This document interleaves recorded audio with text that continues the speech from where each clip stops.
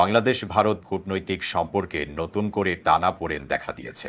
সম্প্রতি ভারত তার স্থলবন্দর দিয়ে বাংলাদেশের তৈরি পোশাক ও অন্যান্য পণ্য পরিবহনে নিষেধাজ্ঞা আরোপ করে। এরপরেই নতুন একটি চুক্তি বাতিলের সিদ্ধান্ত ভারতীয় গণমাধ্যমে উঠে এসেছে।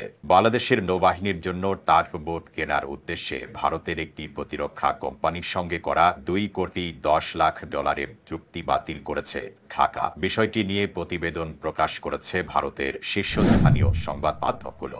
বলা হচ্ছে, কলকাতা ভিত্তিক Garden Reach Shipbuilders and Engineers Limited বা GRSE এই চুক্তির আওতায় 800 টন ওজনের একটি টাগ বোট সরবরাহের কথা ছিল। গত বছরের জুলাই বাংলাদেশ নৌবাহিনী ও কোম্পানির মধ্যে এই চুক্তি সই হয়। এটি ছিল দুই দেশের প্রতিরক্ষা ঋণ চুক্তির আওতায় প্রথম বড় ক্রয়াদেশ।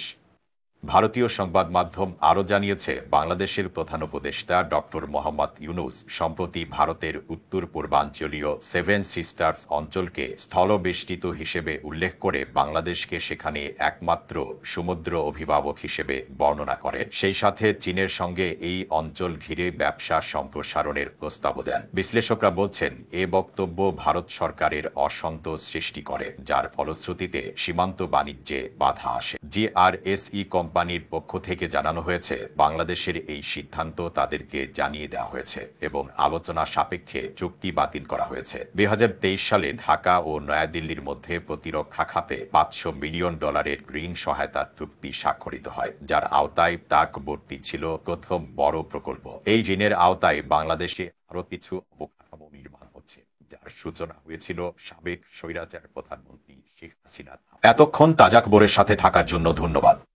ফেসবুকে আমাদের পেজটি ফলো করে আমাদের সাথেই থাকুন। আর আপনি যদি ইউটিউব থেকে দেখে থাকেন, তাজাক বোরের চ্যানেলটি সাবস্ক্রাইব করার অনুরোধ রইল। আর আপনি কোথা থেকে দেখছেন আমাদের ভিডিও, সেটি কমেন্টে জানাতে ভুলবেন না।